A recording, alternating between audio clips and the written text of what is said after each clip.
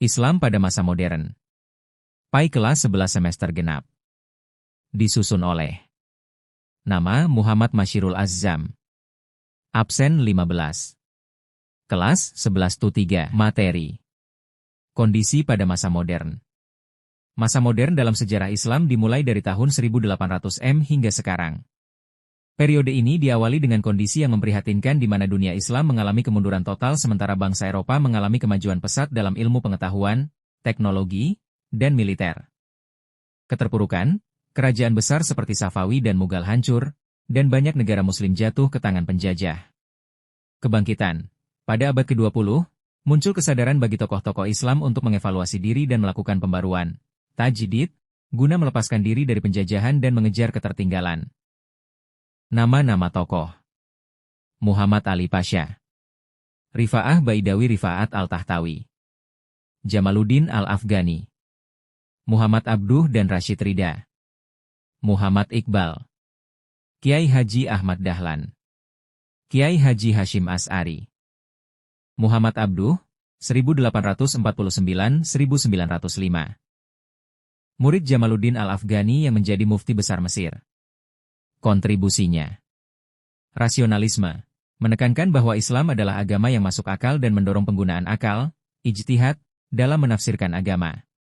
Pendidikan. Mereformasi kurikulum Universitas Al-Azhar dengan memasukkan ilmu pengetahuan modern. Moderasi. Menolak taklid, mengikuti pendapat lama tanpa dasar, dan ingin memurnikan ajaran Islam dari hurafat.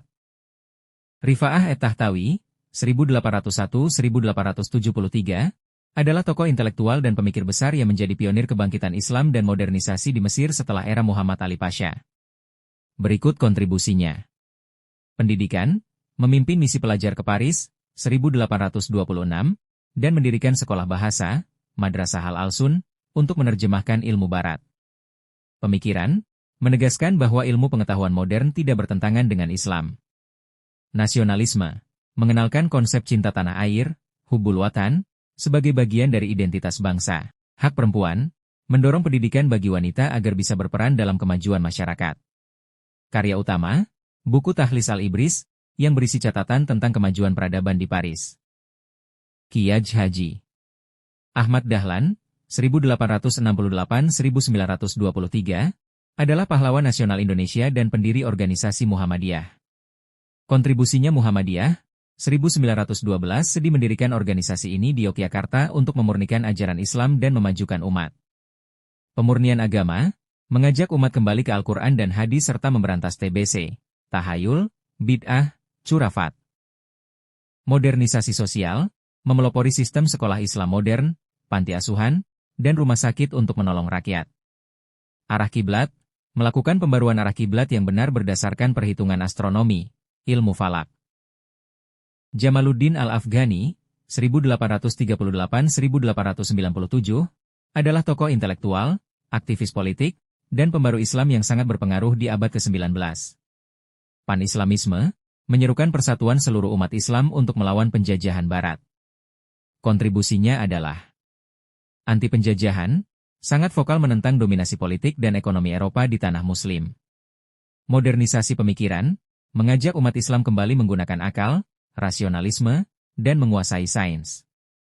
Media politik, penerbit majalah Al-Urwa Al-Wuthqa yang menyebarkan semangat pembaruan.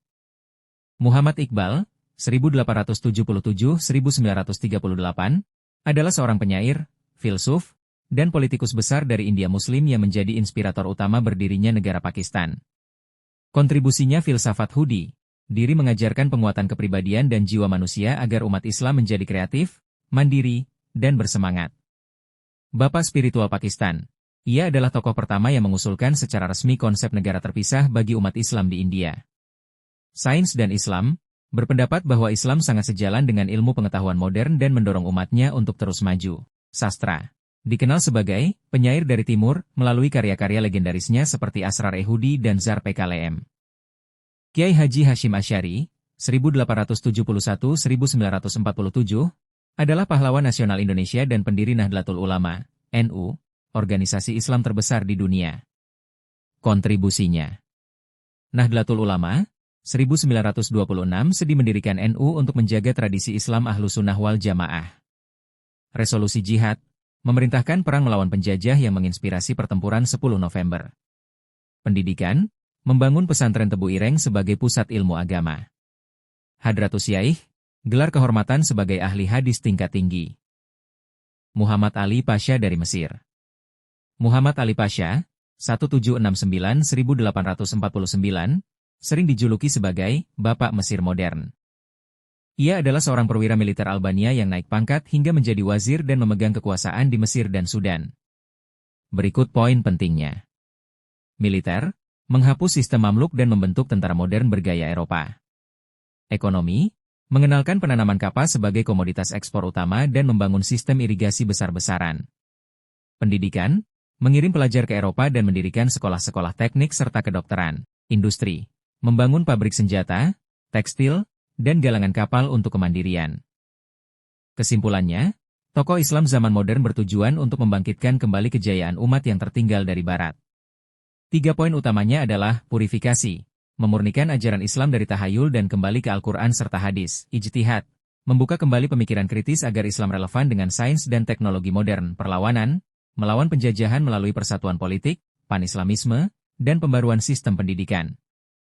Sekian dari presentasi saya ucapkan terima kasih.